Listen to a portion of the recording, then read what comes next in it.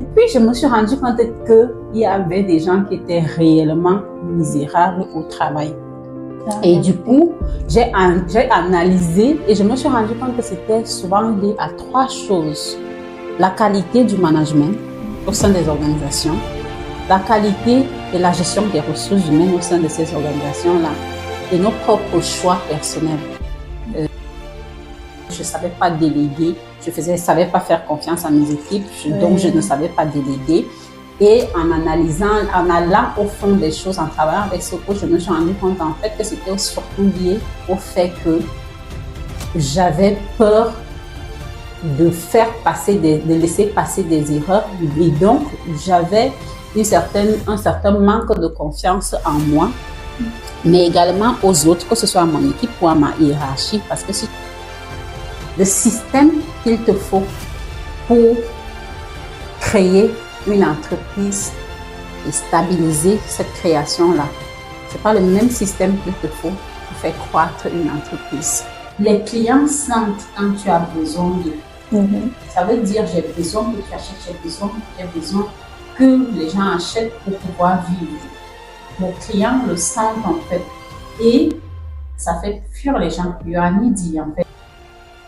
Je ne sais pas si c'est que les coachs grossissent ce qu'ils font ou vendent ce qu'ils ne font pas, ou c'est que la personne qui achète ne comprend pas la promesse qui lui est faite. Nos sociétés sont patriarcales, par conséquent, elles ont été construites par les hommes pour les hommes. Et aujourd'hui, les femmes essayent de plus en plus de s'y trouver une place. Donc, je ne vais pas fermer ma bouche et te regarder, te comporter d'une certaine manière. Je vais te le dire. Et je te le dis pour ton propre bien. Promotrice de l'événement Manager en mission, auteur de plusieurs livres à succès, coach et entrepreneur, nous recevons aujourd'hui une femme qui s'est donnée pour vocation d'accompagner les autres dans leurs aventures entrepreneuriales et managériales, les aidant ainsi à entrevoir des possibilités qu'ils n'imaginaient pas. Son travail et son impact témoignent de son intelligence et de sa détermination, mais comme on le dit toujours, Rome ne s'est pas construit en un jour. Elle a dû gravir beaucoup d'étapes et aussi se lancer dans son propre voyage entrepreneurial, aventure qu'elle a accepté de nous raconter. Alors qui est-elle? Quel est son parcours? Qu'a-t-elle appris de son parcours? La réponse à ces questions, c'est tout de suite dans Femme au contrôle épisode 2, juste après le générique.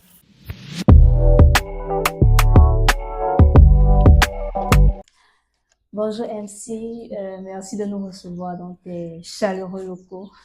Merci Gabi de m'accueillir dans cette belle émission que vous avez initiée avec ton équipe. Merci.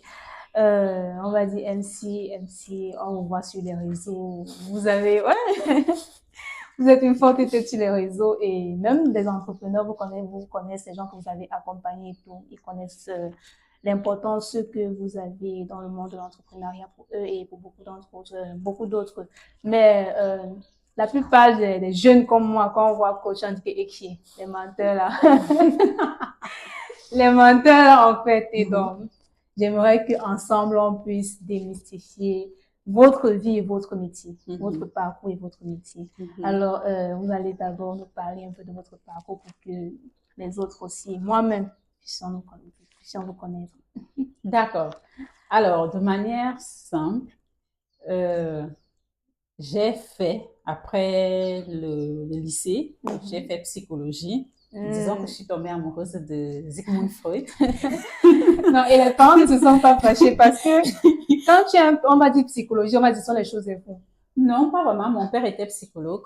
Donc, il était enseignant et psychologue. Donc, ça ne posait pas du tout un problème. Et de toute façon, à la maison, on avait toujours le choix. On ne nous imposait jamais rien en termes d'études. J'ai envie de faire ceci. Ok, d'accord, il n'y a pas de souci. Et puis, on essaie de t'orienter et de voir ce que ça peut apporter et où ça peut aboutir. Donc, ma mère était enseignante, mon père était enseignant, du coup, c'était assez facile sur ce côté-là. Donc, j'ai fait psychologie jusqu'au niveau 4 de option psychopatho et clinique. Et vous avez fait un stage où vous parliez je crois, de l'impact psychologique sur les patients des maladies pathologiques. Oui. Ouais. J'ai fait un stage à l'hôpital général de Yaoundé et je travaillais en fait sur le stress chez les personnes qui souffrent de maladies chroniques et mes sujets d'études en fait étaient les personnes qui souffraient d'insuffisance rénale chronique et de cancer. Donc c'est avec ces personnes-là que j'ai interagi pendant tout mon stage et c'est sur ça que j'ai travaillé. Et justement, pendant que j'attendais les résultats de Master 1 pour aller à Master 2, je suis allée travailler dans un cabinet de psychologie. Et là-bas, on faisait, comme je n'étais pas encore psychologue plein, j'étais responsable de l'organisation des formations et séminaires au lieu d'être en accompagnement des patients. Oui. Donc, j'étais responsable de ça, responsable de l'organisation des séminaires et formations. Et du coup, j'ai commencé à travailler en fait avec des personnes qui travaillent, avec des travailleurs. On organisait des formations sur la préparation à la retraite, l'anticipation dans la gestion des ressources humaines, la gestion du stress en milieu professionnel, bref, plein de thématiques pour les travailleurs. Et pendant ces sessions-là, je m'amusais à échanger avec les participants et la plupart des gens n'y croient pas, mais c'est là que je me suis rendu compte qu'il y avait de la souffrance au travail. Parce qu'en fait, avant, moi, je pensais que quand je grandissais, en fait, je pensais que tout le monde choisissait un métier parce qu'il l'aimait et que au travail, tout se passe bien. Oui. Exactement.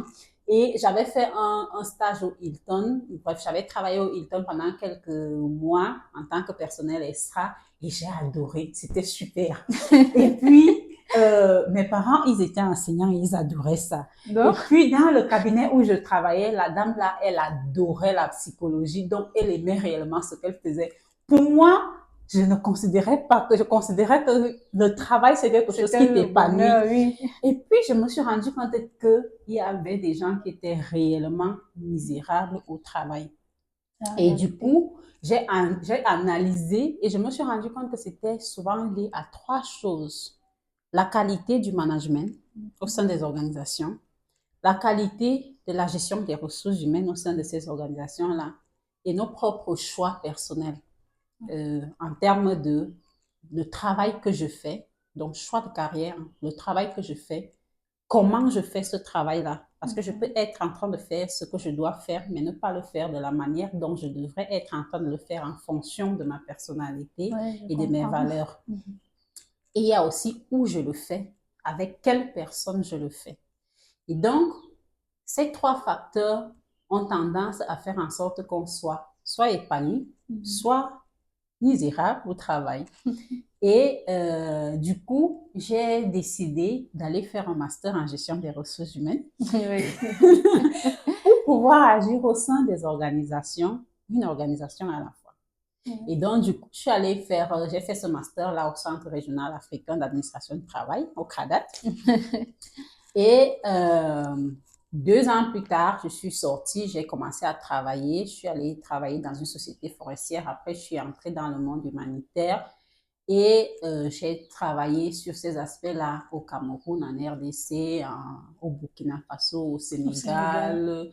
J'ai travaillé sur des pays comme la Guinée, la RCA, le Tchad, le Niger, la Mauritanie. Vous avez beaucoup voyagé. Bref, les Comores. Bref, j'ai travaillé sur beaucoup de pays.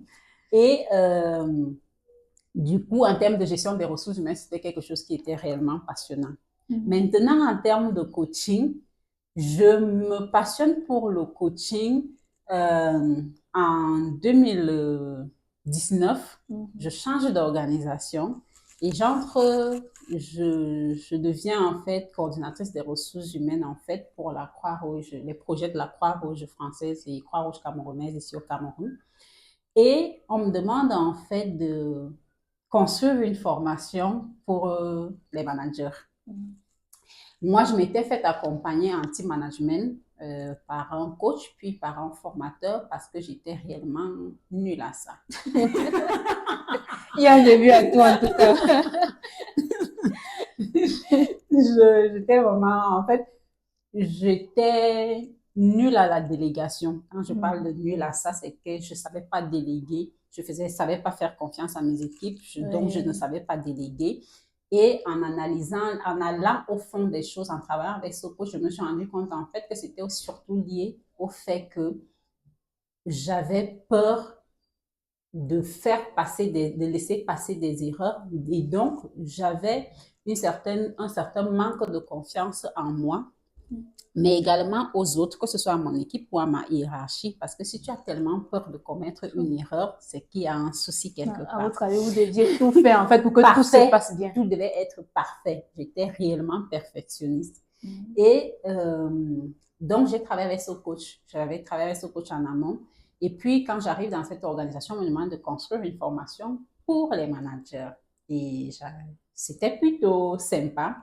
Et pendant que je suis en train de construire cette formation-là, je reçois une invitation de Mind Valley parce que je suis membre de Mind Valley depuis 2020, je pense, je les ai rejoints en 2020. Et donc, je reçois une invitation à participer à une masterclass. Voilà. Et donc, je m'inscris pour cette masterclass-là et on parle de team management, de développement des compétences managériales, de leadership et autres. J'adore. Et à la fin, on nous propose en fait de faire une certification business coach. Et dans cette certification business coach, il y a un gros volet team management. Parce qu'en fait, on considère que le coaching, c'est coacher des individus, c'est aider, accompagner l'autre dans son voyage transformationnel en fait. On l'accompagne, on ne fait pas à sa place, on l'accompagne. Et maintenant, il y avait également un gros volet consulting sur cette certification-là.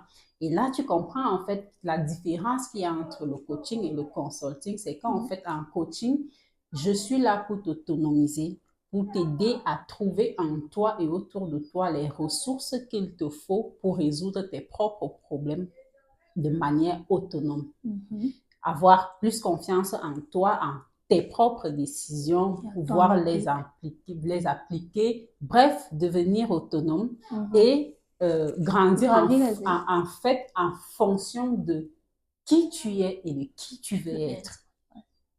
Alors qu'en consulting, je viens pour t'aider à résoudre un problème, je te dis quoi faire ou je le fais à ta place. C'est vraiment deux mondes différents. Et merci pour... Et donc, le coaching ne vise pas à faire les choses à la place des clients, ne vise pas à se substituer au client pour résoudre ses problèmes à sa place. Ça vise à l'aider, comme un de mes clients avait dit, MC était d'avoir des portes où tu voyais des murs. Ça t'aide justement à ouvrir tes perspectives et à te demander what if? Ouais, je comprends. Est-ce qu'il y a quelque chose de plus? Est-ce qu'il y a quelque chose de mieux? À quoi est-ce que je peux aspirer? Qui est-ce que je suis? Tu vas à la rencontre de toi, de qui tu es aujourd'hui et de qui tu pourrais être pour pouvoir le réveiller et le révéler aux autres. En fait, c'est à ça que sert le coaching. Et chemin faisant, tu gagnes en temps, tu évites certaines erreurs et tu ne voyages pas seul. Vous êtes, on peut dire comment, la Oprah des entrepreneurs. C'est qui les guide un peu et qui les aide à voir tout qui en fait où ils voient le mieux, comme vous avez dit. Voilà. Ok. Vous avez bien expliqué en quoi consiste le métier de coaching et tout. Et je constate que ça a un aspect psychologique aussi. Vous avez fait des études en psychologie, vous êtes un peu une psychologue entre guillemets. Tout. En quoi est-ce que ça vous a aidé tout au long de votre carrière de coach depuis que vous avez débuté à mieux aborder certains sujets, à mieux comprendre aussi les personnes que vous accompagnez? Alors, le fait que j'ai fait psychologie avant de me former dans l'art du coaching, fait en sorte qu'en fait, je comprends mieux, parce qu'il y a un gros aspect euh, compréhension de l'humain, du fonctionnement humain dans le coaching. Je comprends mieux en fait comment l'humain fonctionne parce que c'est beaucoup de psychologie. Donc, pour pouvoir aider quelqu'un à changer, il faut comprendre les mécanismes psychologiques qui sous-tendent le processus de changement. Et donc, le fait que j'ai fait psychologie avant m'aide à mieux comprendre ces concepts-là, m'aide à mieux interagir avec mes clients. Et parce que justement, bon, l'une des choses qui ont fait en sorte que je choisis de faire psychologie, c'est peut-être parce que je passais mon temps à écouter les gens. Donc, je sais écouter. Ouais, c'est important. Quand tu écoutes, tu entends beaucoup de choses qui ne sont pas dites. Et là aussi, la psychologie vient t'aider parce que ça t'aide à comprendre beaucoup de choses qui ne sont pas dites et à savoir creuser et aller chercher en fait plus profondément ce que la personne pense, ressent, veut, mais ne dit pas ou ne comprend pas encore lui-même. Non, c'est vraiment ce qui vous permet de voir un peu au-delà, qui vous démarque un peu des autres qui font le même métier que vous, parce que ça vous aide en fait à comprendre comment la personne pense sans que la personne ne dise même ce qu'elle veut. Ouais. Sans être en train de lire dans les pensées, oui. Tu vas comprendre qu'ici, il y a quelque chose qu'il faut creuser, en fait. Ouais. Ici, il y a quelque chose qu'il faut creuser. Et c'est vrai que dans le coaching, en fait, l'outil principal, c'est poser des questions. Et c'est pratiquement également la même chose en psychologie. Tu vas poser des questions. Il faut savoir lire et écouter les réponses pour aller chercher d'autres réponses et aider la personne qui est en face de toi, en fait, à avoir ce haha moment. Cet insight, cette prise de conscience, en fait, qui fait en sorte qu'elle n'interagira plus jamais avec cette chose de la même manière. Ok, donc votre expérience en psychologie et le coaching vous a permis aussi d'écrire vos magnifiques livres. Parlez-nous un peu de ce petit bouquin qui renferme un peu le secret. C'est un petit secret là que... Alors, parce que justement, j'ai commencé mon aventure coaching avec le team management parce que je voulais construire une formation pour mes collègues. Je me suis inscrite à cette certification et à la fin de cette certification, en fait, je me suis inscrite dans un autre programme qui m'aidait en fait, qui devait m'aider à construire un programme de coaching, un programme d'accompagnement haut de gamme. Alors, à l'époque, pour que les gens sachent que tout n'est pas toujours aussi facile et que on ne fait, même si on est coach, on ne fait pas toujours ce qu'on est censé faire. À l'époque, j'ai dépensé presque 2 millions de francs CFA pour faire cet accompagnement-là après la certification qui m'avait coûté également un bras. Donc, j'entre dans ce programme et je suis censée construire un programme high ticket et le vendre très cher. Sauf que je finis de construire le programme et j'en fais un livre. Parce qu'à l'époque, j'ai aucune envie de me placer devant une caméra, de filmer une formation. Vous avez préféré la méthode vieille école. Alors, j'ai un programme de 2 000 €. Maman. Un programme que j'étais censée dispenser, proposer aux gens à 2 000 € par personne, que je transforme en bouquin et que je vends à 16 000 francs CFA. Non, c'était la meilleure solution. Programme vieille école, mais vraiment très, très économique et accessible à tous. Donc, Donc, chaque fois que je vois ce livre, je souris parce que je me rends compte à quel point je n'ai pas fait ce que j'étais censée faire dans ce programme. Mais ça m'a permis en fait d'écrire mon premier bébé. Et j'adore ce livre parce que justement, c'est le résultat de beaucoup de travail. C'est le résultat de mon voyage personnel aussi, ce que j'ai appris de toutes les personnes dont je me suis laissée,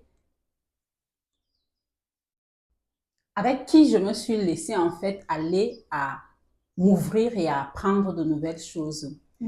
C'est également le résultat du travail que j'ai fait avec d'autres personnes et qui m'a donné l'opportunité en fait d'être témoin de la transformation d'une personne, de 2 personnes, 3 personnes, 4 personnes, 5 personnes et de voir ce que telle solution peut apporter à la transformation d'une personne, à la transformation d'une équipe, à la transformation d'une organisation.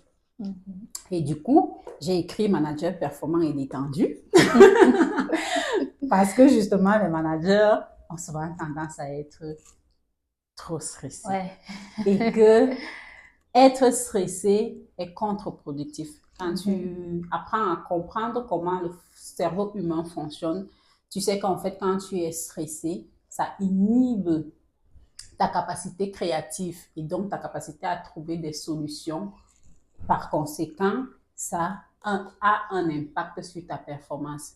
Quand tu es stressé, ça a un impact sur ta communication, sur la manière dont tu collabores avec tes équipes, ta hiérarchie, sur la manière dont tu interagis avec ton temps et par conséquent, sur ta performance de manière globale. Et du coup, si on se propose d'être un peu plus détendu, on peut être plus performant.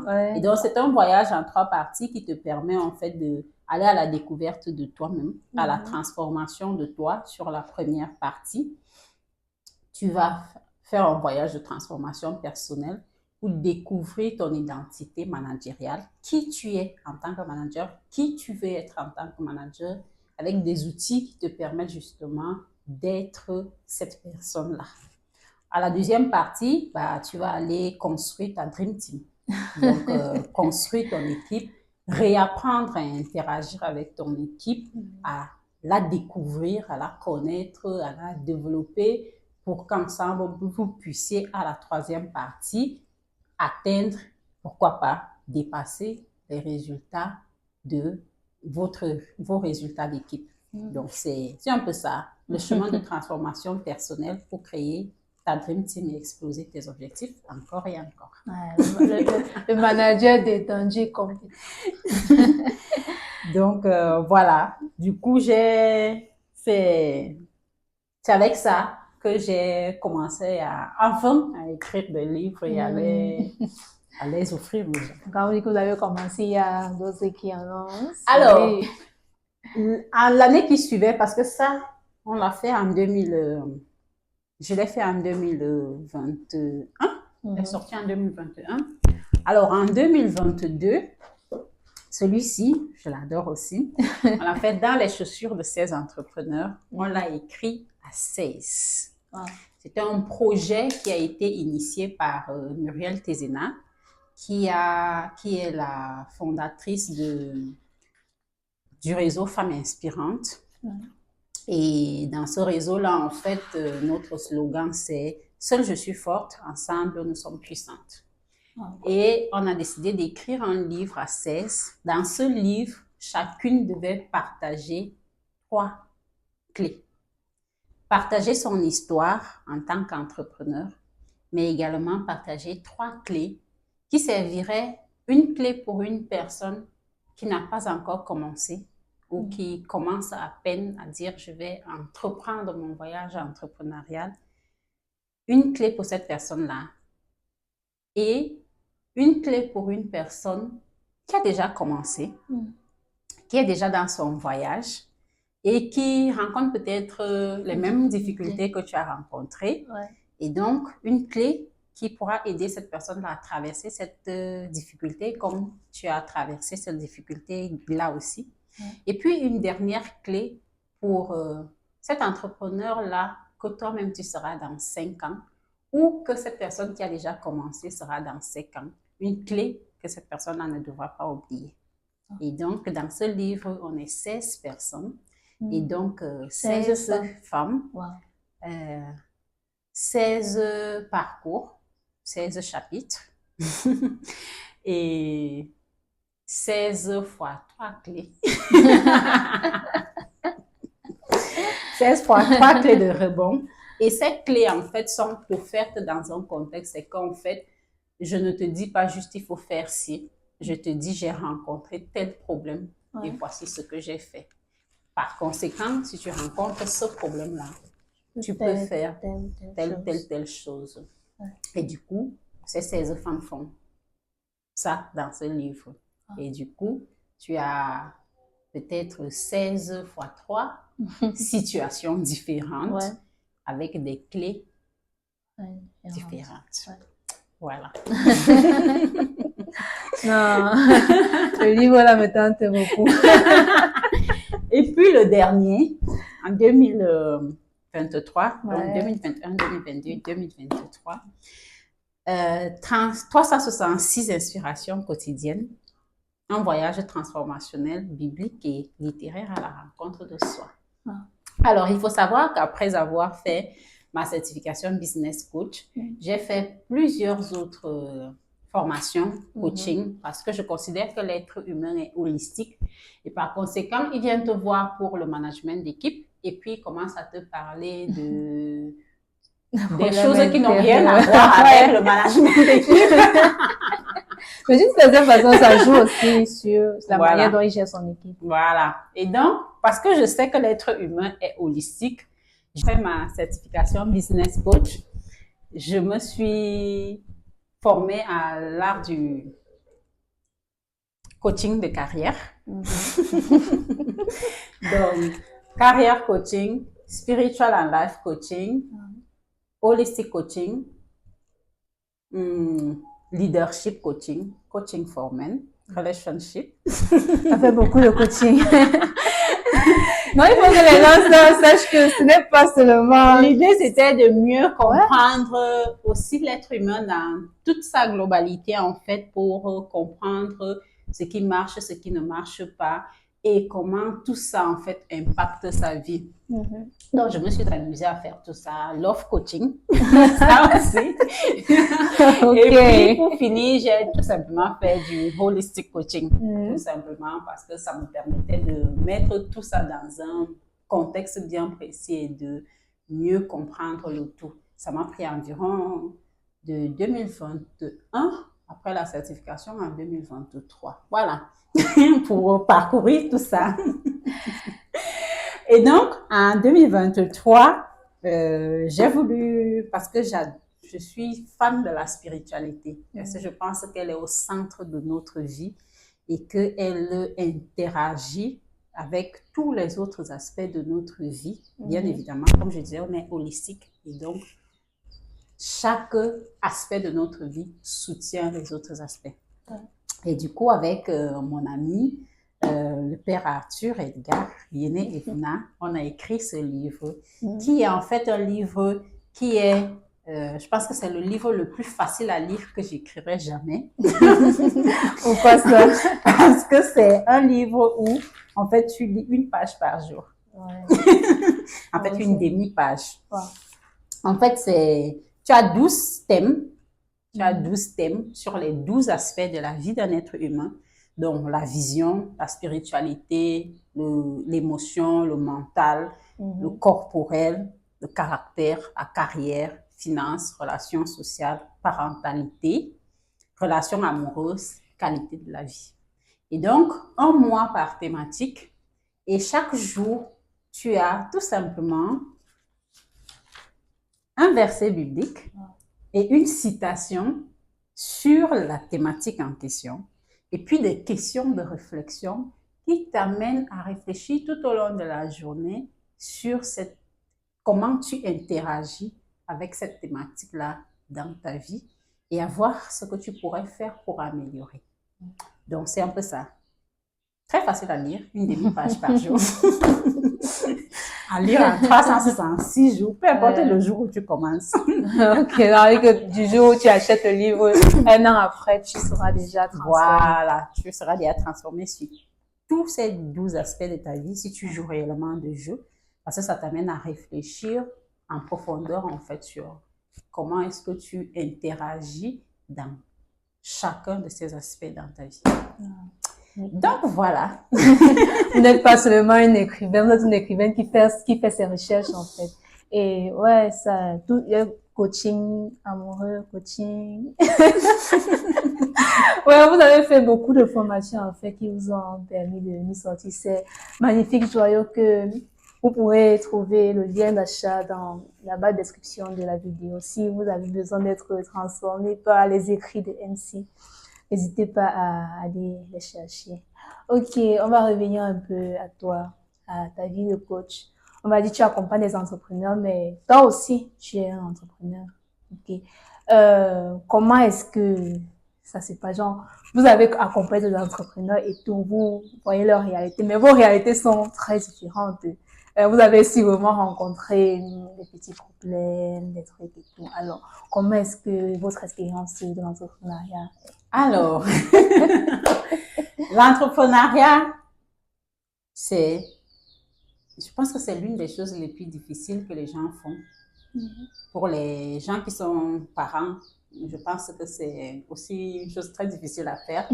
Et donc, c'est pour ça que j'ai dit c'est l'une des choses, parce que j'imagine que élever des enfants doit être encore plus challengeant. Ouais. Donc, ça t'emmène en fait à repousser tes limites chaque jour.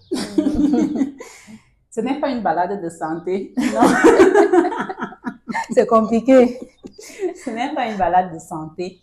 Parce qu'en fait, tu as une idée en tête, tu donnes naissance à cette idée-là. Tu dois amener d'autres personnes à adhérer à cette idée-là. Que ce soit des personnes qui t'aident à la faire grandir ou des personnes qui adhèrent en tant que cliente. Tu dois partager cette vision-là. Et les gens doivent adhérer à cette vision-là pour soit devenir partenaires ou collaborateurs ou encore clients. Ils doivent adhérer à cette idée-là. Et ils doivent avoir l'impression, en fait, que toi-même, tu crois à ce que tu es en train de dire. Et l'une des choses qui m'ont beaucoup aidé dans ce voyage, c'est que je n'ai jamais été seule pendant ce voyage. Dès l'instant où j'ai mis en tête, où je me suis décidée à créer une entreprise, je n'ai jamais été seule pendant le voyage. C'est une idée que j'ai partagée dès que je l'ai eue. Et que ce soit au niveau de ma famille, j'ai eu des personnes qui m'ont aidée à mener cette idée à la vie. Le premier site internet que j'ai eu, par exemple, bref, la première version de mon site internet, la deuxième ou la troisième, c'était mon petit frère qui les avait faites. Il est informaticien. Alors, j'ai décidé, par exemple, d'organiser le Sommet Manager en Mission. La première édition et la deuxième édition du Sommet Manager en Mission, ça a été entièrement organisé gratuitement avec un ami et mes petits frères qui avaient accepté en fait de m'aider à organiser ça. Votre famille, vous avez des petits frères valables. Mes deux petits frères et un ami qui est designer qui m'ont aidé à organiser tout le sommet. Et puis, parce que dès le départ, je n'ai jamais été seule et que j'ai partagé cette idée, j'ai eu beaucoup de personnes qui ont dit oui. Non seulement pour être intervenant, et donc partager ce qu'ils connaissent gratuitement, parce que les 2 premières éditions étaient totalement gratuites. Partager ce qu'ils connaissent, ce qu'ils savent leurs clés gratuitement et interagir justement avec ce public-là qui a dit oui également. Ils étaient nombreux à dire oui. On a eu plus de 1000 inscrits à la première édition. Et du coup, ça fait en sorte qu'en fait, au fur et à mesure que tu évolues, tu te rends compte que l'entrepreneuriat, c'est pas quelque chose que tu fais seul. Si tu ouvres une entreprise et que tu décides que tu vas agir seul, tu ne vas pas t'en sortir. Et dès le départ, moi, je suis entrée directement dans des groupes de coaching. Oui, ça te coûte de l'argent, mais ça te permet de ne pas perdre du temps sur des choses que des gens ont déjà fait des milliers de fois et qui savent déjà ce qu'il faut faire, ce qu'il ne faut pas faire.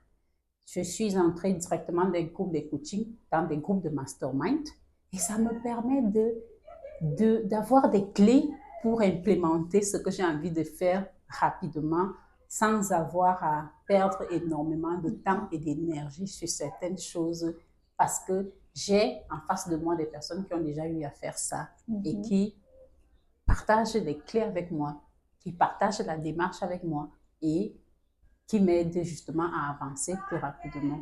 Ça a son coût, mais ça en vaut la peine parce que non seulement ça te libère du temps, mais ça te permet d'avancer plus rapidement dans l'évolution de ton entreprise. Et donc, ce n'est pas toujours aisé. Ça, c'est... Même si tu as de l'aide, même si tu as des personnes qui t'aident et que tu es dans des groupes avec d'autres entrepreneurs, oui. Ce n'est pas souvent aisé parce que vous n'êtes pas dans les mêmes écosystèmes non plus. À chaque fois, vous ne vous adressez pas à la même cible et par conséquent, il faut toujours réadapter. Et tu vas tester des choses et tu vas te rendre compte que ça marche ou ça ne marche pas et que tu pourrais faire comme ça, comme ça, comme ça, ça marcherait mieux. Et c'est comme ça aussi que tu apprends en fait. Si tu dis que tu ne feras pas d'erreur en entrepreneuriat, tu ne vas pas te développer. Parce que c'est parce que tu oses tester des choses que tu vas comprendre ce qui marche et ce qui ne marche pas.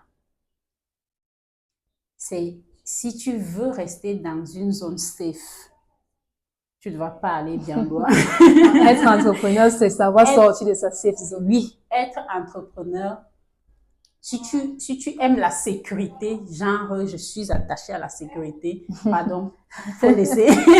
C'est pas pour toi. C'est pas pour toi.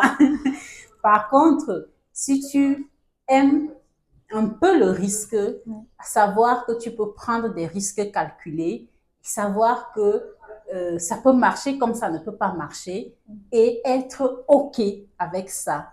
En sachant que même si ça ne marche pas, tu auras appris quelque chose et que la prochaine fois, tu feras mieux. C'est fait pour toi. Ouais. Maintenant, il y a des personnes qui ont cette capacité-là, mais qui ne l'ont pas de manière très développée. Et ces personnes-là sont très bien au sein des entreprises, en fait. On les appelle des intrapreneurs, des entrepreneurs, des intrapreneurs. Ils savent prendre des risques, innover, être créatifs, mais quelqu'un d'autre assume les responsabilités. Tout le risque qu'il y a derrière, là, c'est pas pour lui. Voilà, ils sont des intrapreneurs. Et c'est bien aussi parce que ça aide l'entrepreneur à ne pas être la seule tête pensante, la seule personne créative, la seule. Et c'est très bien en fait. Tous les profils sont bons. Il n'y a pas quelque chose qui est bon, quelque chose qui est mauvais. En fonction de si tu sais utiliser ton potentiel, ça peut être pertinent, comme ça peut ne pas être pertinent. Ça peut être efficace, comme ça peut ne pas être efficace. Donc, il n'y a pas de clé absolue. Tu prends la clé et peut-être tu l'adaptes à ton secteur. Ou alors, tu essaies, même si ça ne marche pas, ça ne veut pas dire que ça ne marche pas pour tout le monde. Non. Peut-être que ce n'est pas adapté à ton cas. À ton cas, ça veut dire que ce n'est pas adapté à ton cas. Ça peut marcher ailleurs. Ouais. Ça peut même marcher pour toi, mais pas dans cette saison. Ouais. Et même pas peut-être avec la même efficacité. Pas avec la même efficacité et peut-être pas aujourd'hui, mais demain. Autre chose qu'on ne comprend pas souvent, c'est qu'en fait, une entreprise, ça a des phases. Alors, souvent, on voit les gens faire des choses et on veut faire la même chose. Et on ne se rend pas compte qu'en fait, pour que cette personne-là soit en train de faire ça aujourd'hui, elle est passée par plusieurs étapes. Le système qu'il te faut pour créer une entreprise et stabiliser cette création-là, c'est pas le même système qu'il te faut pour faire croître une entreprise. C'est pas le même système qu'il te faut pour rendre cette entreprise, je vais dire, autonome. Genre, elle démultiplier, voilà, pour démultiplier ses résultats. Et quand tu comprends que cette personne-ci est sur la phase, elle a déjà dépassé la phase de croissance, tu comprends que ce qu'elle fait, ce n'est pas quelque chose que tu es prête à faire quand tu es dans la phase de création d'entreprise. Quand tu vois une personne qui est en train de faire croître son entreprise, qui est dans la phase de croissance et que toi, tu es juste en train de créer ton entreprise, ce que cette personne-là fait, ce n'est pas ce que tu devrais être en train de faire parce que vous n'êtes pas au même niveau de croissance de l'organisation. Vous n'êtes pas au même niveau d'évolution de l'organisation et le système que vous avez pour supporter l'état où vous êtes n'est pas le même. Par conséquent, c'est compliqué de faire les mêmes choses. Ouais, c'est très important que certains entrepreneurs le sachent parce que ils peuvent prendre la recette en fait de quelqu'un qui est déjà au niveau de je veux que mon entreprise devienne une multinationale. Or, toi, tu es au niveau de je suis encore en train de créer l'entreprise. Voilà. Parce que quand on te dit je t'aide à passer de, je t'aide à avoir un chiffre d'affaires de 1 million par mois. La personne ne te dit pas que c'est pour les personnes qui font déjà un chiffre d'affaires de 200 000 par mois. Et donc, qui ont déjà une base, qui ont déjà une audience, qui ont déjà un système en place. Et donc, la personne a déjà son offre signature. Elle a déjà peut-être son audience sur LinkedIn. Elle a déjà peut-être son audience sur sa liste email. Elle a déjà des clients qui lui font des références et tout. Et toi, tu commences à peine. C'est plus facile pour une personne qui fait déjà 200, 300 000 de passer à un chiffre d'affaires de 1 million par mois que une personne qui a 0 client, 0 audience, 0 ceci, 0 cela, 0 cela. Il y a un autre process pour ça où on va te dire devenir, par exemple, comme David J fait, devenir infopreneur à partant de 0. On t'aide donc à créer un écosystème, à créer une entreprise, à aller à trouver ton idée, trouver ton client, à créer une offre signature, à communiquer sur cette offre-là, à attirer les gens avec quelque chose qui fait en sorte quelque chose de gratuit ou de très moins cher, qui fait en sorte qu'ils te découvrent et de leur proposer en fait ton offre. Ça peut être parce que tu fais une masterclass, ça peut être parce que tu fais un challenge, ça peut être parce que tu fais un sommet. Tu leur donnes quelque chose gratuitement, qui leur donne la possibilité de te découvrir et donc de pouvoir vendre quelque chose de plus cher.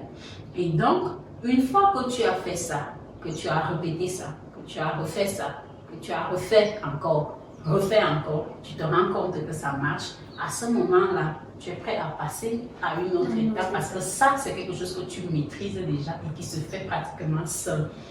Et donc, tu es prêt à ajouter autre chose, et ainsi de suite. Après, tu es prêt à démultiplier, à automatiser, à faire en sorte que ça fonctionne sans toi. Et donc, les choses n'est pas la même chose d'une étape à l'autre. Ouais, et souvent, on est tellement pressé d'arriver au niveau des gens qui font le chiffre d'affaires de 1 milliard par an, qu'on oublie que ces personnes-là sont passées par des étapes précises pour arriver à ce chiffre d'affaires-là. Et donc, si tu ne laisses pas la possibilité à ton entreprise de grandir et de mûrir ce système-là qui va lui permettre de pouvoir supporter un chiffre d'affaires de 1 milliard par mois ou par an, tu la tues en fait. C'est comme un enfant qui n'a pas, qui a les jambes encore toutes fragiles, à qui tu demandes de marcher alors qu'il n'a même pas encore appris à ramper. Ouais. Ça veut dire que vous avez eu des étapes à franchir et vous en êtes là aujourd'hui. C'est comme ça que ça marche en fait. Et moi, par exemple, j'ai pris une démarche qui était plutôt simple. C'est qu'en fait, une fois que j'ai décidé de créer mon entreprise, j'ai pas choisi de me mettre à 100% dès le départ sur cette entreprise-là. J'adore être RH. J'adore mon travail de RH. Et je choisis les entreprises avec lesquelles je travaille sont des entreprises où je prends plaisir à travailler. Si je ne prends plus plaisir à travailler avec vous, je ne crois pas que je vais rester. Et par conséquent, je n'étais pas dans le rush de me mettre à 100% dans mon entreprise parce qu'en fait, j'aimais ce que je faisais. Et une grosse partie de ce que je fais dans mon entreprise, c'est ce que je fais étant salarié. Par conséquent, c'était juste une forme de contrat parce que j'allais toujours faire la même chose étant dans votre entreprise. Donc, ça n'avait pas vraiment de sens de me ruer à dire je vais faire une entreprise, je vais me mettre à 100% dessus, je suis entrepreneur. Vous quittez votre travail. Donc, j'ai pris mon temps. Ça m'a laissé le temps de créer mon entreprise, de mettre en place le système qu'il faut pour qu'elle puisse fonctionner, de ajouter des produits, des services au fur et à mesure et de lui permettre de grandir sans beaucoup de stress. Sans beaucoup de stress, ni pour moi, ni pour elle. Et il y a quelque chose également qui est très important, c'est qu'en fait, les clients sentent quand tu as besoin d'eux. Ça veut dire j'ai besoin que tu achètes, j'ai besoin que les gens achètent pour pouvoir vivre. Les clients le sentent en fait et ça fait fuir les gens. Yoanni dit en fait, vendre c'est servir. Quand tu vends en tant qu'entrepreneur, tu apportes une solution à quelqu'un, que ce soit pour lever une peine ou pour apporter du plaisir, tu apportes une solution à quelqu'un. Et donc, vendre, c'est servir. Or, quand tu vends dans un état où tu as besoin que les gens achètent, il y a beaucoup de chances que tu ne sois pas en train de servir. Parce que tu ne vas pas privilégier le fait que la personne a besoin, le fait que la personne ait besoin de ce que tu es en train de proposer. Tu vas privilégier le fait que tu as besoin que les gens achètent. Et donc, la démarche est totalement différente en fait. Quand un client me dit, Marie-Claire, ça ne répond pas à mon besoin actuellement. Je n'insiste pas parce que je comprends que ça ne répond pas à ton besoin. Par contre, si tu me dis, je n'ai pas l'argent, là, je comprends que c'est autre chose. Et est-ce qu'on peut trouver une solution? Ça veut dire que c'est quelque chose qui te rendrait service et qui te permettrait d'arriver au résultat que tu espères, mais tu n'as peut-être pas les moyens de te le permettre là maintenant.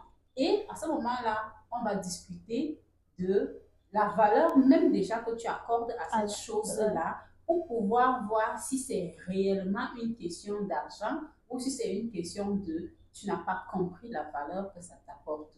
Et si c'est réellement une question d'argent, il y a toujours une solution. En fait, il y a toujours une solution, sauf si ce que tu proposes n'est vraiment pas, n'atteint vraiment pas, en fait, ne permet pas à la personne qui est en train de vendre de couvrir le coût de production de ce qu'elle est en train de te proposer, en fait. Ouais. Et donc,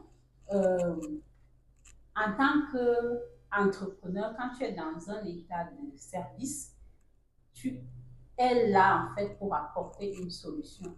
Et par conséquent, tu ne vends pas juste pour vendre. Tu vends sachant que tu sers. Et la démarche est totalement différente. Ok, merci pour les petites astuces aussi. Vous avez parlé de votre expérience, mais entre les lignes, il y avait des petites astuces pour les entrepreneurs et tout.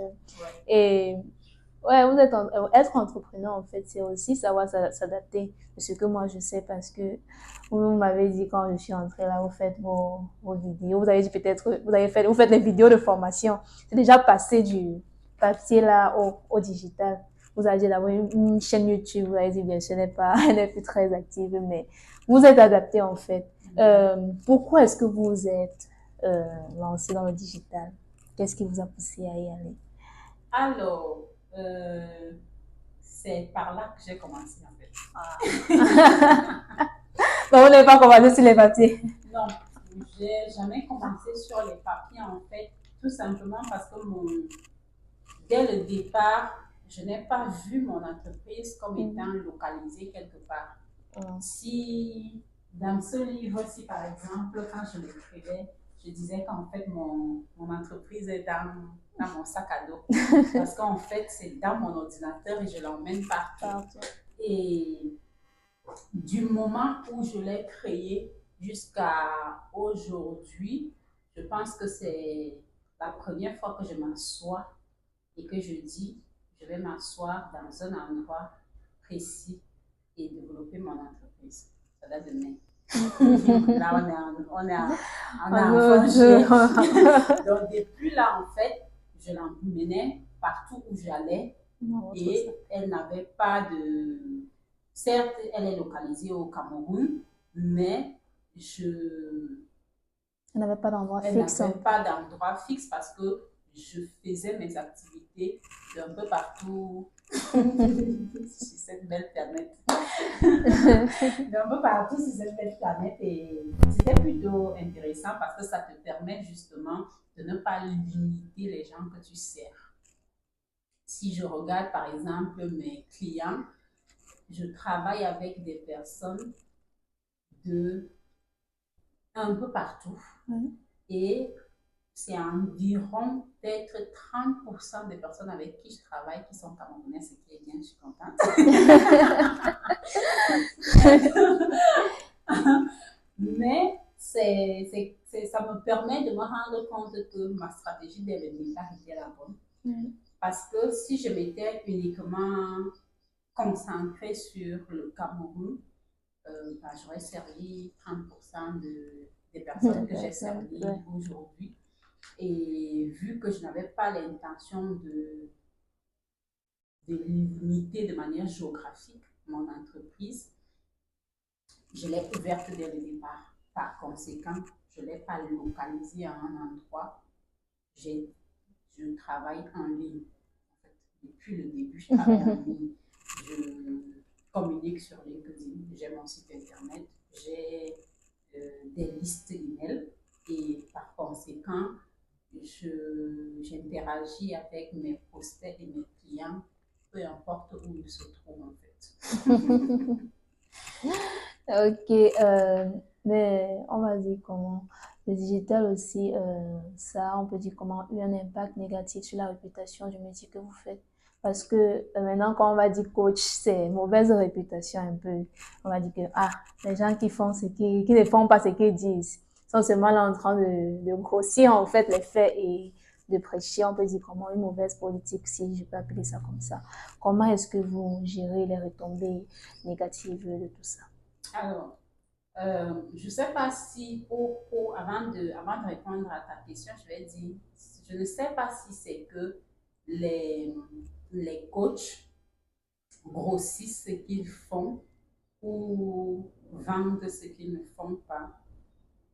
ou c'est que la personne qui achète ne comprend pas la promesse qui lui est faite. Je prends un exemple simple. En juin, j'ai organisé un challenge RH. Et ce challenge, c'était 5 jours de formation totalement gratuite. Il y a 1338 personnes qui se sont inscrites. Et ensuite, comme j'avais fait une page de publicité en ligne, je me retrouve avec plein de personnes qui font des commentaires sur on a dit que c'était gratuit alors que c'est payant. Tout simplement parce qu'en fait, j'ai créé la page où les gens devaient s'inscrire et ils devaient s'inscrire et recevoir un mail qui leur donne accès au lien Zoom qui leur permettait de participer à la formation. Et une fois qu'ils se sont inscrits, ça ouvre une autre page qui dit « Félicitations, vous êtes bien inscrits au challenge RH, construire un manuel RH. Vous avez reçu votre mail, donc vous avez reçu la confirmation le mail de confirmation dans votre adresse mail. Maintenant, si vous voulez aller plus loin, vous pouvez vous offrir un pass VIP qui vous donne accès à ça. Ils ne lisent pas du tout. Ils ne vont pas regarder leur adresse mail pour voir d'abord s'ils ont reçu le mail, si c'est réellement gratuit. Ils se contentent juste de dire que vous avez dit que c'est gratuit alors que c'est payant parce que après s'être inscrit, vous leur avez proposé un pass VIP. Et tu te rends compte que c'est exactement ce mode de fonctionnement qu'on a quand on est en ligne. On ne lit pas. Parce qu'on est habitué à ne pas lire, on ne prend pas le temps de lire et de comprendre ce qu'on est en train de nous proposer pour ensuite décider si ça nous convient ou pas. Comme j'ai expliqué au départ, le coach ne fait rien à ta place. Un coach ne se substitue pas à toi. Un coach est là pour échanger avec toi, pour t'aider à mieux clarifier tes idées, à construire un plan d'action. Et si tu le veux, il t'accompagne pour t'aider, te motiver, t'encourager, t'aider à trouver des solutions, des outils, des mécanismes, à mettre en place un écosystème qui te permet d'atteindre ton objectif. Il ne fait pas à ta place. C'est toi qui fais. Il t'aide à réfléchir pour décider ce que tu vas faire. Et donc, si tu ne fais pas, tu n'auras jamais les résultats qu'il t'a promis. Et comme nous sommes habitués à ne pas agir, à vouloir que tout se passe comme ça, on dit, ils promettent des choses qu'ils ne font pas. Est-ce que tu as compris quel est le rôle du coach dans ton processus de transformation? Il n'est pas là pour faire à ta place. Si tu veux une personne qui fait à ta place, prends un consultant et faites un contrat qui dit qu'il va faire à ta place. C'est deux choses totalement différentes. Et du coup, certes, moi je n'en ai pas encore vu, fort heureusement pour moi. Certes, il y en a peut-être qui vendent des choses qu'ils ne font pas, qui te vendent un programme de management, ensuite il te fait faire un programme de spiritualité alors que ce n'est pas ça que tu as signé. Ce dont tu as besoin. Ça, je n'en disconviens pas. Je sais que c'est des choses qui existent. Mais justement, je dis, avant d'acheter, assure-toi que ce que tu es en train d'acheter, que tu comprends ce que tu es en train d'acheter. Et que lorsque tu t'engages dans un programme de coaching, d'accompagnement, que tu es engagé vis-à-vis de toi-même à prendre des actions cohérentes. Parce que même si le coach là, c'est Michel Lakiani, si tu n'agis pas, rien ne va se réaliser. Rien ne va se passer. Rien du tout ne va se passer. Et il y a énormément de coachs, moi y compris, qui au départ, quand ils commencent ce travail, se sentent mal. Parce qu'en fait, tu as quelqu'un qui a signé, qui a payé et qui n'atteint pas les résultats alors que tu sais que ta méthode marche. Tout simplement parce qu'il n'agit Il pas. n'agit pas. Et donc, tu culpabilises, tu réfléchis aux moyens de faire, de le faire, de le motiver, de l'aider à prendre en main son processus de transformation. Mais en fait, peu importe ce que tu feras, si il ne prend pas la décision formelle vis-à-vis de lui-même d'agir, il n'agira pas. Et que tu aies la meilleure formule au monde pour aider les gens à atteindre ce résultat-là, il ne l'atteindra pas. Ouais. C'est comme ça.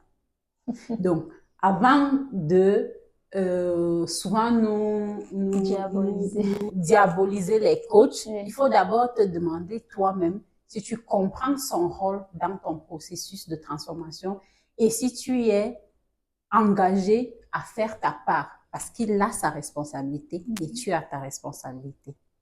Il ne va pas se substituer à toi. Ce n'est pas possible. Et donc, ça a réellement un impact dans l'activité que tu as parce qu'il y a beaucoup de gens qui ne comprennent pas. Et il y a beaucoup de certains coachs également qui ont abusé de la confiance de beaucoup de gens. Ça, Oui. je n'en disconviens pas. Et par conséquent, tout ce que tu peux faire en fait, c'est essayer de sensibiliser, éduquer les gens pour qu'ils comprennent en fait à quoi ça sert, en quoi ça consiste même, quel est son rôle dedans, quel est ton rôle. Moi par exemple aujourd'hui quand je fais du coaching, quand je prends une personne en coaching, je lui fais signer un contrat et dans ce contrat-là, j'explique de manière explicite. Très, très, très explicite. Genre, tu ne vas pas dire que tu n'as pas compris ce que tu fais et ce que je fais. Et donc, quand tu signes ce contrat-là, tu sais que si ensuite tu ne agis pas, c'est ta responsabilité. Si je n'ai pas fait ce que je me suis engagée à faire, tu as également la possibilité de me dire, Marie-Claire, tu devais faire ça, tu n'as pas fait. Et je m'assure de le faire. Mais tu comprends que, en fait, dans la relation de coaching, tu as la responsabilité d'agir, j'ai la responsabilité de t'apporter des clés, de t'amener aux solutions qui vont te permettre d'agir. Merci pour les éclaircissements que vous avez apportés. C'était vraiment très important ce que vous avez dit. On va parler encore de ce que vous avez fait parce que quand en parcourant votre page LinkedIn, j'ai vu parmi les commentaires que les gens ont laissés sur votre page, j'ai vu une femme, elle a parlé d'une sorte de conférence qui était centrée sur les femmes en fait. Ok, ça, j'aimerais savoir, vous avez déjà accompagné des femmes entrepreneurs, des femmes managers et tout. Et comment est-ce que l'expérience a été? Alors, oui, j'ai accompagné des femmes managers et des femmes entrepreneurs. Alors, c'est vrai que je n'ai jamais pris l'habitude de fonctionner ou de réfléchir en mode c'est une femme, c'est un homme. Certes, j'ai fait une formation men's coaching, mais c'est parce que je considérais que je comprends, étant une femme, je comprends comment les femmes. Non, c'est normal. Donc, j'ai fait une formation additionnelle pour comprendre un peu la psychologie des hommes. Sinon, quand je vais dire les plus gros challenges que j'ai observés en fait quand j'accompagne les femmes jusqu'ici, c'est que il y a beaucoup de manque de confiance en soi. Voilà. Et ce qui n'est pas étonnant aussi, je me dis que c'est lié à la manière dont on élève les femmes et dans la manière dont la société est faite. Nos sociétés sont patriarcales. Par conséquent, elles ont été construites par les hommes pour les hommes. Et aujourd'hui, les femmes essayent de plus en plus de s'y trouver une place. Et donc, lorsqu'elles viennent en accompagnement, il y a beaucoup de doutes, de manque de confiance en soi. Et vous allez travailler en fait sur ces aspects-là. Et c'est parce qu'en fait, on va travailler sur ces aspects-là qu'on va vraiment aller au fond pour que la personne puisse poser sur elle ce regard. Quand je dis, par exemple, be extraordinary, je ne te demande pas d'être extraordinaire. Je considère que tu es extraordinaire et je t'invite en fait à être cette personne extraordinaire que tu es. Et donc, l'idée, c'est de t'aider en fait à découvrir cette personne-là ou à redécouvrir cette personne-là pour pouvoir en fait utiliser tous les super pouvoirs que cette personne-là a pour améliorer ta propre vie, mais également celle des autres. Et c'est ce que je fais en fait dans mon travail de coaching. Ok, et quel est l'impact? Parce que vous êtes une femme entrepreneur.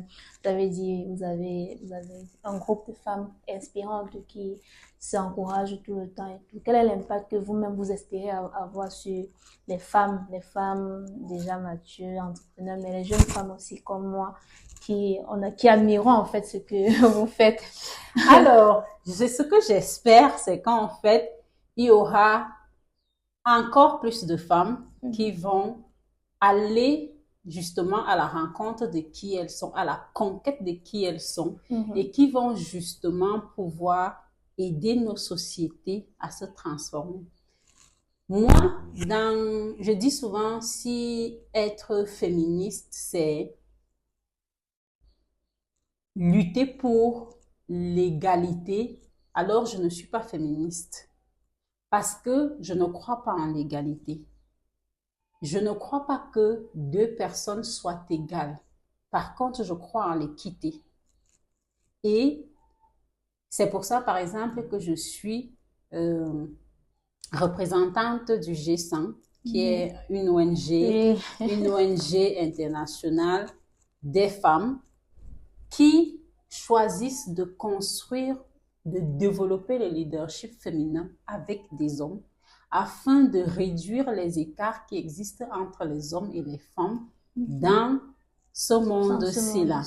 Et donc, je suis représentante de l'aile Oneness and Wisdom, qui en fait est la philosophie même du G100, unité et sagesse. Nous sommes un. Et si nous nous inspirons en fait de la manière dont la nature fonctionne, on peut y retirer beaucoup de sagesse. Parce que tu ne verras jamais le soleil et la lune bagarrer sur qui brille le plus, qui est le plus fort, qui est le plus beau, chacun connaît son rôle. Et fait ce qu'il a à faire pour que l'univers continue à fonctionner normalement. Tu ne verras jamais la pluie et le sol bagarrer sur qui fait pousser les plantes. Chacun sait exactement quel est son rôle et le fait sans se comparer et sans compétir avec qui que ce soit. La complémentarité, c'est ça qui va permettre à l'humain, en fait, d'atteindre son plein potentiel. Quand on comprend que nous sommes tous uniques et en même temps les choses commencent réellement à se mettre en place parce qu'on comprend que si je suis unique et que nous sommes un, ça veut dire que chacun doit apporter son unicité dans cet ensemble-là pour que nous puissions ensemble atteindre le but collectif pour lequel on est là. Et justement, ce que moi j'espère justement pour les femmes, c'est que nous allons de plus en plus nous investir dans pas lutte, mais cet engagement, cette manière de vivre pour pouvoir construire un monde où il existe une véritable équité entre les hommes et les femmes, des opportunités pour les hommes et les femmes, la manière dont les hommes et les femmes sont éduqués, sont élevés, la manière dont les lois sont faites autour des hommes et des femmes, la manière dont nous élevons nos propres enfants chez nous, la manière dont nous interagissons avec nos époux, nos épouses à la maison, c'est chacun posant une action qui fait en sorte qu'une société change. Ce n'est pas un gouvernement changeant les lois, ce n'est pas une ONG agissant, c'est chacun posant une action à son niveau pour faire en sorte que quelque chose change, que les choses changent. Et donc, notamment, vu que je suis représentante Cameroun du G100 pour Oneness and Wisdom, les personnes qui adhèrent à cette philosophie et qui aimeraient faire partie de cette aile-là, je recrute. C'est du bénévolat, c'est gratuit. On ne paye pas les gens. Par contre, on a l'opportunité de faire la différence dans la vie d'autres personnes. Ok. Vous aussi, en tant que femme, vous inspirez beaucoup pour les femmes, mais nous sommes dans un monde, comme vous l'avez dit, qui est très patriarcal, très misogyne et tout. Donc, j'imagine que vous, en tant que femme aussi, vous avez dû faire face à ces situations-là. Situations où peut-être quelqu'un vous fait un commentaire déplacé. Il ne se rend même pas compte de l'ampleur, en fait, de ce que la personne a fait. Est-ce que vous avez été victime de misogynie, de sexisme et... Bon. Alors, étant donné la manière dont on est élevé, je ne peux pas dire non. Par contre, je n'y ai jamais prêté attention parce que, comme je le disais au départ, je n'ai pas pris l'habitude d'interagir avec les gens en mode homme-femme. Alors, c'est peut-être dû à la manière dont j'ai été élevée, mais mes parents m'ont élevée de manière à ce que je ne me considère pas comme une femme, je me considère comme un être humain.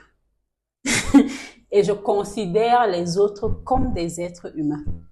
Et par conséquent, quand je pose un regard sur toi, je ne te regarde pas comme étant une femme ou comme étant un homme. Et par conséquent, la manière peut-être dont j'interagis avec les gens fait en sorte qu'il y a certaines choses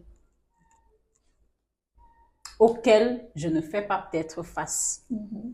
Maintenant, travaillant dans l'humanitaire, après le scandale d'Oxfam, on a été obligé de nous instruire sur les thématiques de tout ce qui va être abus, exploitation sexuelle et autres, et de comprendre en fait, de nous rendre compte que dans nos façons de parler et dans nos façons d'interagir, il y a plein de choses qui sont sexistes, par exemple, qui sont sexistes, par exemple. Et du coup, aujourd'hui, étant donné que je suis sensible à cette thématique-là, parce que au-delà du fait que j'ai été formée dessus, j'ai été formée pour être formatrice sur cette thématique-là. Du coup, aujourd'hui, quand une personne tient un certain langage, je ne peux pas m'empêcher de lui dire ce que tu es en train de dire est sexiste. Ce que tu es en train de dire est plutôt misogyne. Ce que tu fais là, si je me pose des mots, je te dirais que c'est du harcèlement, c'est de l'exploitation sexuelle, c'est un abus, et ainsi de suite en fait. Et je t'explique pourquoi ça l'est. Certaines personnes n'aiment pas forcément que tu leur fasses rendre compte que c'est ça. Mal, en fait. Mais au final, moi je considère que si tu vois une personne faire quelque chose qui peut lui être nocif et qui peut être nocif à d'autres personnes et que tu ne le lui fais pas savoir, remarquer, savoir, eh bien, tu deviens complice. Complice, ouais. Et si tu ne fais pas partie de la solution, comme on dit, tu fais partie du problème. Et donc, je ne vais pas fermer ma bouche et te regarder, te comporter d'une certaine manière. Je vais te le dire. Et je te le dis pour ton propre bien.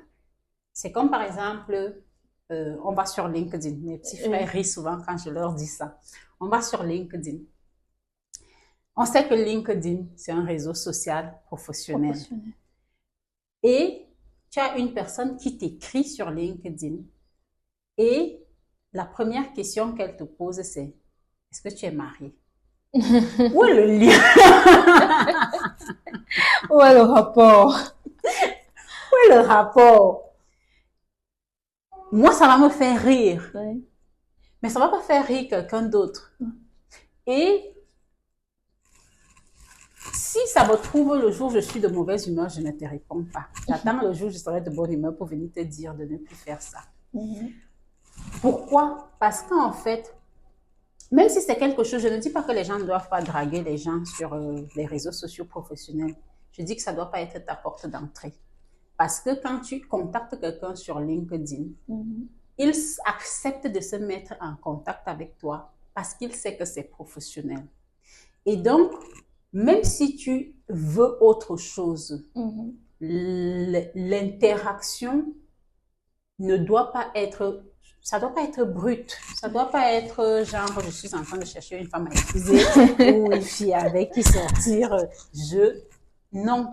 Ça, tu vas le faire sur Facebook ou sur TikTok ou je ne sais Instagram. pas, ou Instagram et autres. Sur LinkedIn, tu ne le fais pas. Et donc, ne pas te le dire, c'est ne pas te rendre service et ne pas rendre service à toutes les autres filles ou femmes à qui tu vas faire la même chose. Et donc, moi, je dis souvent, les hommes qui se comportent de manière misogyne ou sexiste ou autre, il y en aura toujours. Ce n'est pas ce qu'il fait qui est important, c'est la manière dont tu agis vis-à-vis de ce qu'il fait qui est important. Et si tu commences à t'énerver aujourd'hui, tu t'énerveras tous les jours. Donc, moi, ça m'amuse. En général, je ris. Et si je le juge pertinent, je te le fais savoir. Si je ne le juge pas pertinent à ce moment-là, je te le fais savoir plus tard. Quand nous sommes passés d'une MC qui ignorait certains commentaires à une MC qui te dit, hé, toi là, ce que tu as dit là, attention. Et ça fait partie des nombreuses transformations par lesquelles vous êtes passés dans votre monde d'entrepreneuriat, de travail et tout ce que vous avez fait en fait. Ok, mais en plus de ça, qu'est-ce que ça vous a appris? Être RH, être coach, être entrepreneur. Comment est-ce que ça vous a transformé? Comment est-ce que ça vous a influencé? Alors,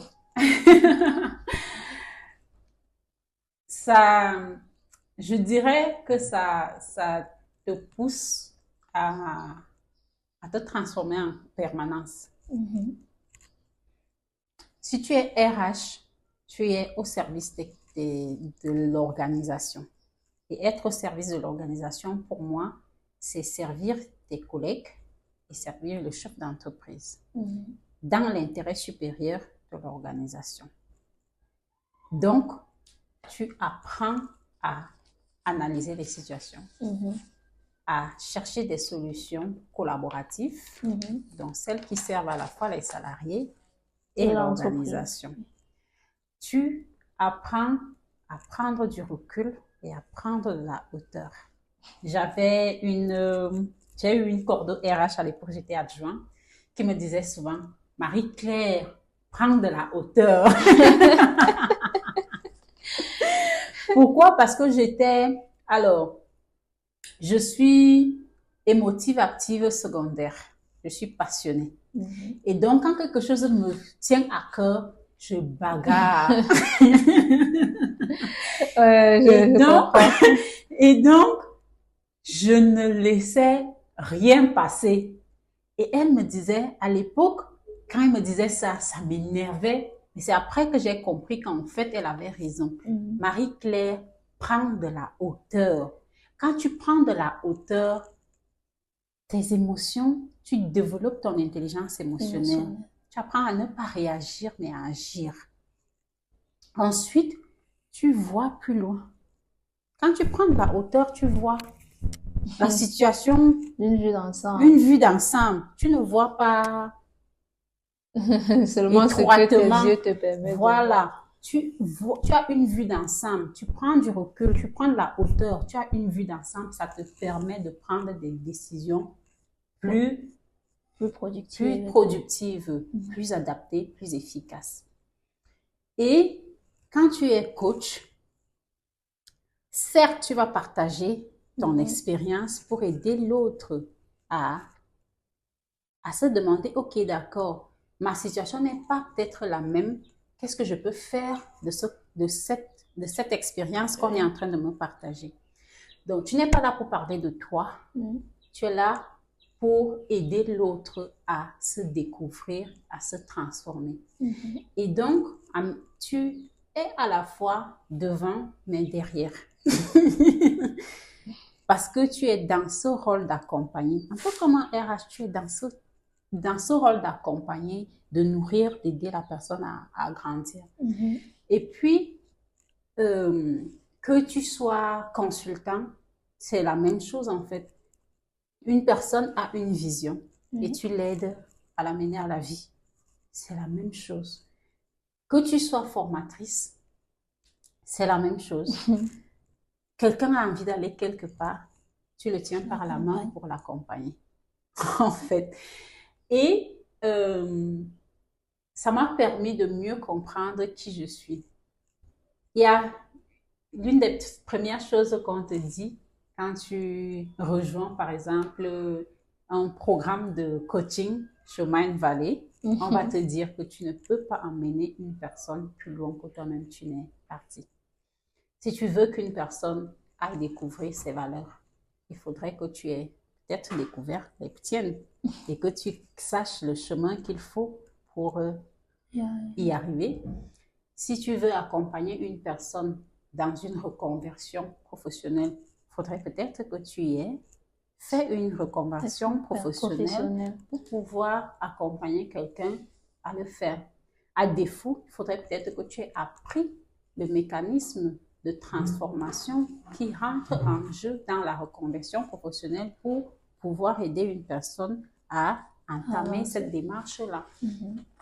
Et tu comprends également quelque chose, c'est que tu peux accompagner des personnes qui sont plus avancées que toi. Ce n'est pas parce que quelqu'un est plus avancé que toi que tu ne peux pas l'accompagner. Parce qu'une personne peut être plus avancée que toi dans un domaine. Et tu l'aides à élargir sa perspective pour pouvoir aller plus loin encore.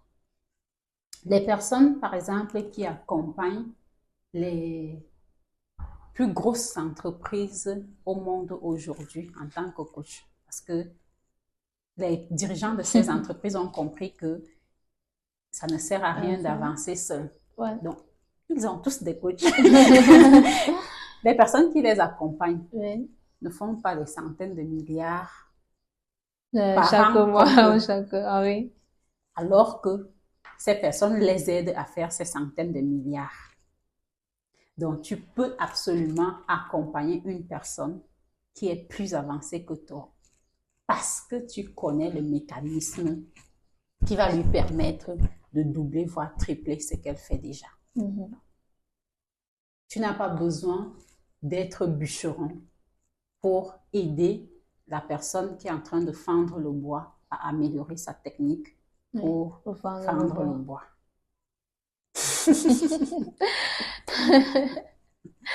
Le coach de Michael Phelps ne sera jamais Michael Phelps. Jamais. Le coach de Usain Bolt ne sera jamais Usain Bolt. Et pourtant, c'est grâce à lui qu'ils atteignent les résultats qu'ils ont. C'est très clair. Ok, j'aimerais aussi que je te serve de toute cette expérience-là pour conseiller, pour donner des conseils, des astuces à des jeunes femmes qui veulent se lancer dans l'entrepreneuriat ou se sont même déjà lancées mais rencontrent des difficultés. On va dire, comme vous les appelez, 5 clés.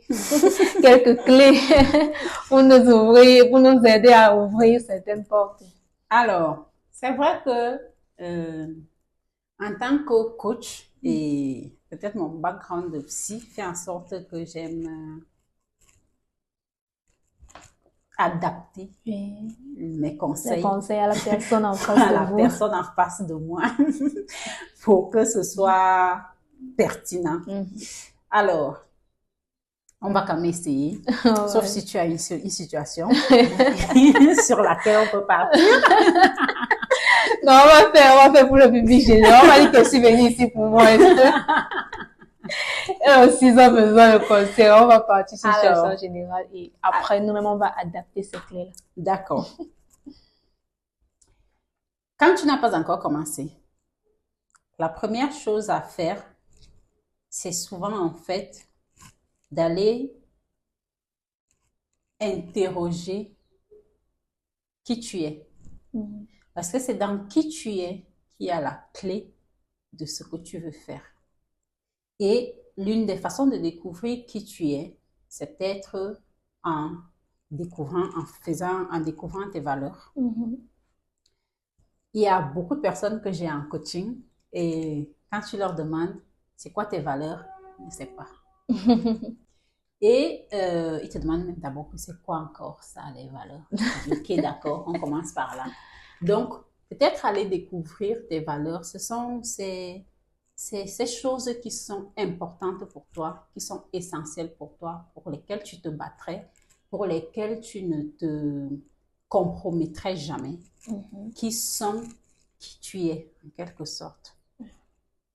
Pour certaines personnes, ça va être la foi, la famille, l'argent. Ça aussi, c'est une valeur. Oui, c'est une valeur.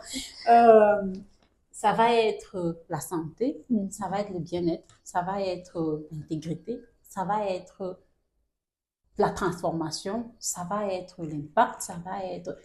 Il y en a tellement, c'est que des mots. Mais dans ces mots-là, ce que je peux avoir pour valeur intégrité, et tu as pour valeur intégrité, mais ça ne veut pas dire la même chose pour nous deux. Donc, c'est aussi le sens que je donne à ce mot-là. L'opérationnalisation dans ma propre vie de ce mot-là. Et donc, aller découvrir ça te permet de comprendre ce qui compte pour toi. Et quand tu comprends ce qui compte pour toi, tu agis dans ce sens-là. L'autre chose, c'est également d'aller à la recherche, à la découverte de ta légende personnelle, de ton pourquoi, comme on dit. Et tu peux faire ça à travers le parcours Ikigai ou plusieurs autres parcours. J'ai mis par exemple sur ma plateforme en téléchargement gratuit un fichier qui t'aide à faire ça. C'est vrai que c'est un fichier que j'utilise avec mes clients parce que ce sont des questions. Et quand j'échange avec la personne, je peux aller plus en profondeur de ces questions-là. C'est une framework.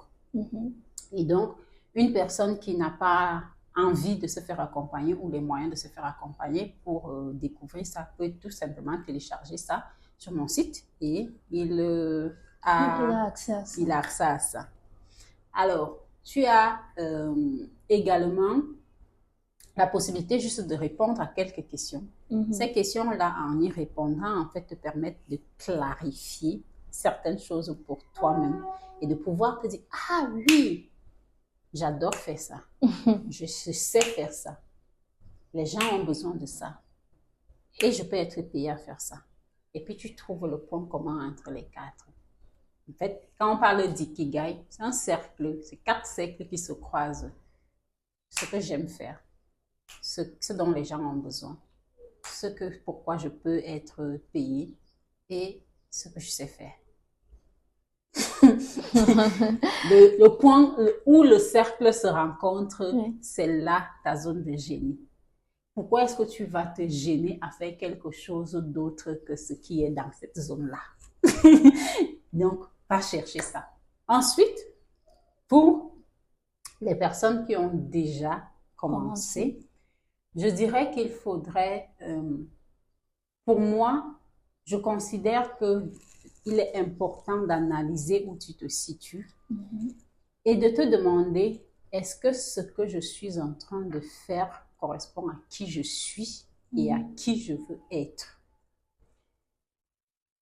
Et avoir le courage de changer si ce n'est pas le cas. Parce que parfois, on a commencé, mais ce qu'on est en train de faire n'est pas qui nous sommes. Et on s'entête à le faire, et on s'épuise à le faire, et on se rend malheureux à le faire. Alors qu'il nous suffit de changer. Ce n'est pas écrit sur de la pierre. Ce n'est pas dit que si tu as créé une entreprise de coaching, c'est ce que tu dois continuer à faire. Si un jour je me lève un matin, je dis que je suis fatiguée de faire du coaching, maintenant je veux faire autre chose, je me dérange pas, hein? je change. Je considère qu'en fait, j'ai ma mission. Et le coaching, la formation, le consulting, la gestion des ressources humaines, tout ça là, ce ne sont que des moyens qui m'aident à atteindre cette mission-là. Et cette mission-là, il y a 10 000 manières de l'atteindre que la manière dont je suis en train de le faire aujourd'hui. Donc, si aujourd'hui, la manière dont je le fais ne me correspond plus, je peux changer. Et savoir changer, c'est même la marque même d'un entrepreneur. Si tu te rends compte que ce que tu fais ne te correspond pas, change. C'est mieux de changer aujourd'hui que de devoir changer dans 5 ans. Quand vous aurez à tout investir et tout perdu. Oui. Alors, autre chose, c'est de mettre en place un système. Et quand je parle de système, ce n'est pas seulement les outils, c'est aussi les personnes qui t'entourent. Les personnes qui t'aident à mettre en œuvre ce que tu es en train de faire. Voyager seul, ce n'est pas réellement intéressant. Dans ce voyage entrepreneurial-là, être seul, ce n'est pas intéressant. Assure-toi que le système que tu as correspond, permet de soutenir l'évolution de ton entreprise à l'étape où tu es. Et ça va te permettre de développer ton entreprise sur cette étape-là, de la stabiliser. Ensuite, de construire un autre système pour la prochaine étape et de pouvoir avancer. Et dans ce système, il y a des ressources matérielles, il y a des logiciels. Si tu es dans un domaine d'activité qui nécessite des logiciels, il y a des ressources en termes de compétences, il y a des ressources, donc des ressources humaines dont tu auras besoin. Identifie ça. N'évolue pas étant fermé. Oui. Aie toujours un objectif. Quand tu commences ton année, peu importe quand elle commence, la mienne commence le 1er mai, donc la tienne peut commencer quand tu veux. Quand tu commences ton année, il faut donner un objectif, une direction à ton entreprise. Ça peut être sur 12 mois, ça peut être sur 36 mois.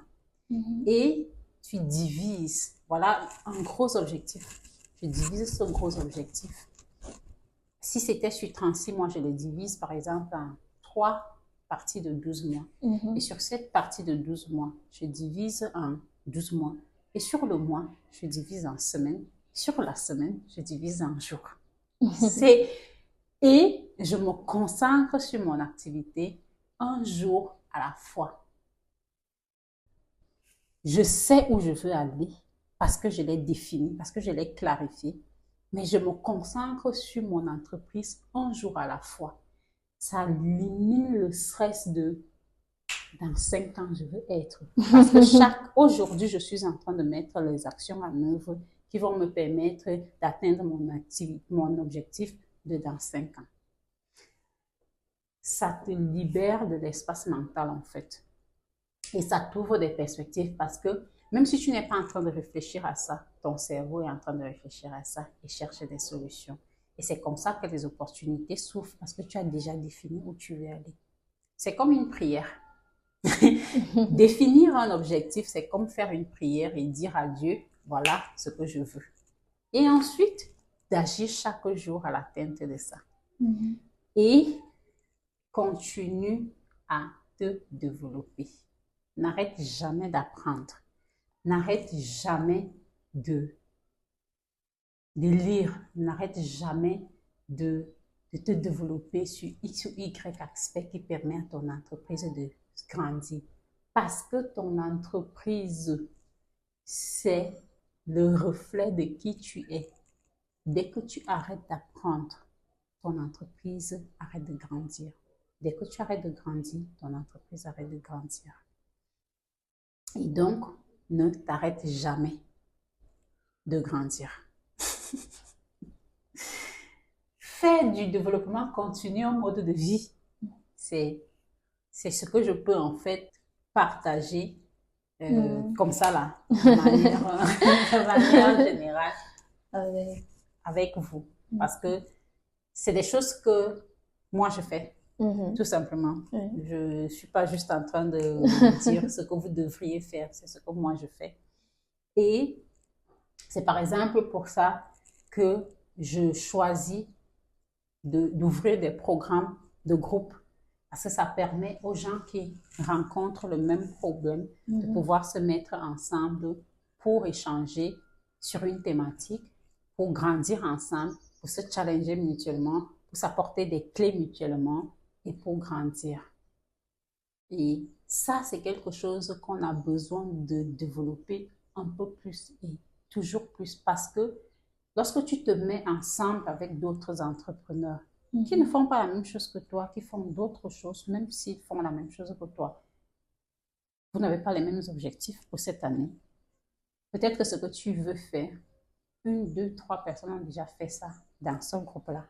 Peut-être qu'elles vont pouvoir te partager des clés, des méthodes et te permettre de faire gagner énormément de temps sur des recherches inutiles, sur des tests, sur des choses qu'ils ont déjà testées vu que ça ne marchait pas, ou optimiser.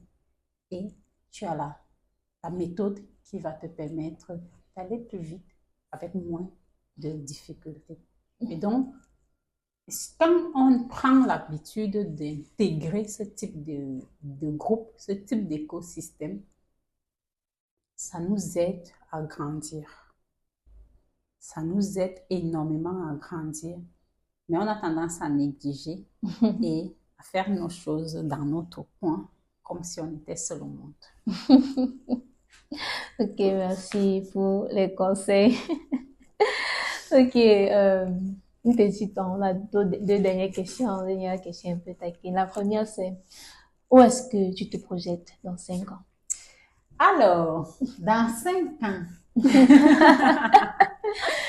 dans 5 ans, ok, d'accord. J'aurais écrit 5 livres supplémentaires. Non, vous aimez l'écriture, on dirait. Oui, j'adore écrire. J'aime lire et j'aime écrire. Donc, du coup, je me suis décidée à écrire un livre par an. Je n'ai pas encore écrit celui de cette année. Je suis en train de l'écrire. Okay.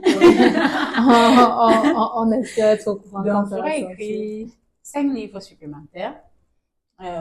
Alors, j'espère aussi qu'on aura amélioré sur les écosystèmes en fait qui nous permettent de mettre nos produits, nos services, nos formations en ligne, qu'on aurait amélioré les intégrateurs de paiement et qu'on aurait fait en sorte qu'on puisse y intégrer les passerelles de paiement qui permettent aux gens de payer via mobile money plus facilement et ça me permettrait justement d'améliorer mon écosystème de formation actuellement parce que celui que j'utilise actuellement n'est pas réellement celui que j'aimerais utiliser parce que justement celui que j'aimerais utiliser n'intègre pas les paiements via mobile. Donc je suis obligée d'utiliser un qui est un peu moins performant et qui me permet d'intégrer ces outils-là.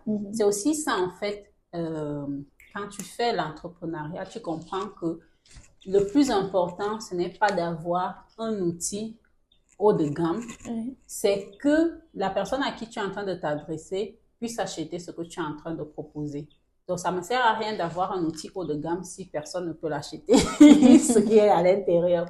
Donc, d'ici 5 ans, je vois mon écosystème fonctionner de manière globale, en fait, et optimale, plus optimale, et qui me laisse beaucoup de temps libre pour pouvoir enjoy le processus d'accompagnement one-to-one de quelques clients, en fait, de quelques clients premium avec qui j'aurai toujours cette joie-là de pouvoir cheminer en one-to-one ou en programme de groupe. Et avec mes frères, j'ai un gros projet dont on aura peut-être l'occasion de discuter une autre fois, parce que c'est un énorme projet qui a pour vocation, en fait, de transformer la manière dont on apprend, la manière dont on enseigne, la manière dont on apprend, la manière dont on interagit, la manière dont nous vivons au jour le jour. Et ça va se faire en ligne.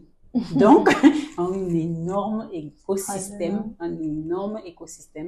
qu'on aimerait construire et qui va nous permettre justement d'atteindre cet objectif-là. Donc, dans 5 ans, je le vois qui fonctionne déjà et qui fonctionne de manière globale. Ok, ma dernière question, c'est si un petit magicien, un petit génie arrive et dit que MC, si je te fais rentrer tout le temps que vous avez fait, toutes vos expériences et tout, est-ce que vous reproduirez le même schéma? Alors, est-ce que je reproduirais le même chemin?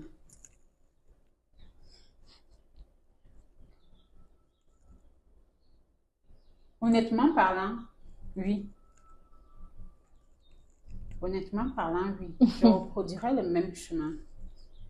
Pourquoi? Parce qu'en fait, c'est un chemin qui a permis que je sois la personne que je suis aujourd'hui.